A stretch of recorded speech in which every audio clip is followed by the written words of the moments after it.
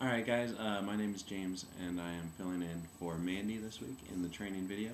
First of all, just want to thank you guys for being small group leaders. That just means a lot to the kids, to the New Life staff, just being a part of the mission and joining us in that way. Thanks so much for doing that. Hopefully you guys are staying encouraged and ready for this week. Alright, this week we're going to be talking about Paul and the example how God works everything together for good. Romans 8:28. That whole deal of whatever happens, God has a plan. That's going to be our focus this week. So our Bible story can be found in Acts 27 and 28. Maybe you can read it. It's about Paul's shipwreck. And pretty much here's the deal. So Paul is obviously in trouble. He's been preaching the gospel for a long time, and some people don't like it.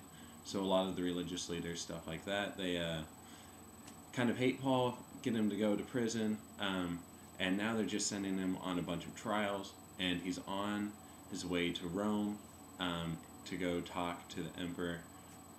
And as he's going there on this boat, a prisoner with a guard over him, definitely in trouble with the law, with the religious leaders. Again, the only thing he did wrong was, just preach the gospel like God told him to.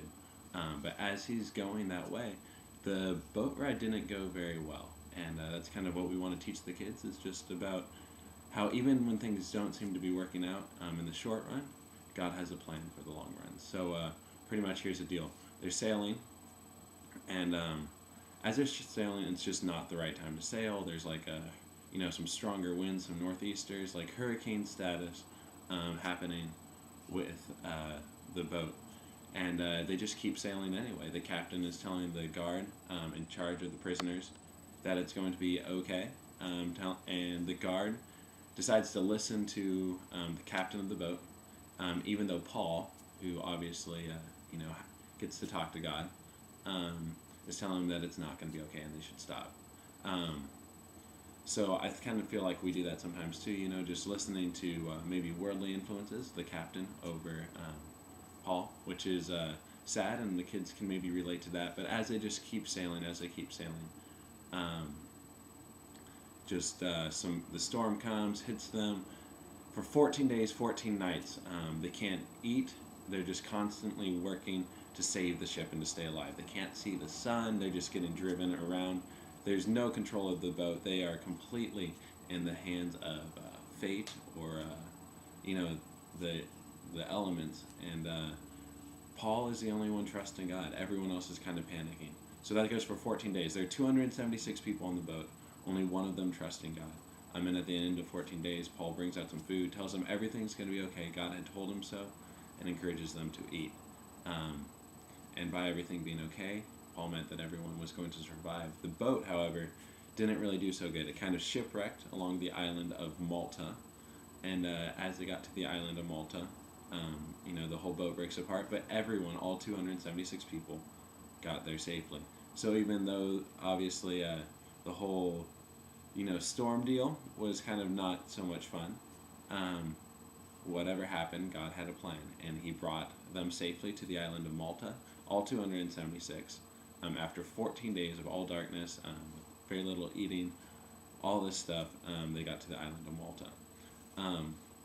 And what I think is kind of awesome about that is on the island of Malta, Paul had the opportunity. He got bit by a snake, first of all, and that is kind of not so much fun. But after that happens, he got the opportunity to meet this guy named Publius. And he was one of the leaders on the island. And Publius' dad was very, very sick. And so with Publius' dad being sick, Paul, because of the shipwreck, because of all the stuff that he had gone through that maybe wasn't so awesome, got the opportunity to heal Publius' dad. And same thing, God used a whole bunch of difficult circumstances, and he had a plan to heal Publius' dad, who might not have been healed, in any other way. So God received the glory from that. Paul was safe.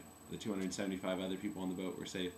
Whatever happened, God had a plan. All right, and to illustrate that, guys, we're going to be doing some of the following activities. Okay, K through 2. K through 2, you guys are going to be focusing this week on two activities. Shipwrecked being one of them, and that's where you're kind of going to act out the whole trip, with some of Paul's different stops with the boat. You're going to have a spray bottle and a map. The kids are going to be like using the paper boats to be navigating around, and then some, hardcore hurricane wind comes, and you're going to be blowing with you got your guys' mouth and just spraying them with a water bottle, illustrating the story, and then also kind of as an illustration of how God sees the big picture, and we don't always. You guys are going to be doing something called Puzzled, which is you're going to be putting together a puzzle and encouraging the kids to do that, but you aren't going to have all the pieces. You're going to keep some of them in the box, and you also aren't going to let them see the box. So they're trying to put this all together. It's not going so well. Once you show them the box and give them all the pieces, it helps, and hopefully that's just an example of how God sees the big picture and works everything out for our good. For the 3 through 6, you guys are going to be focusing on answered prayer, just writing about different prayers that God has answered, not only in the life of Paul, but more importantly, more like directly related to us in our personal lives as well. So encourage the kids to be thinking about that.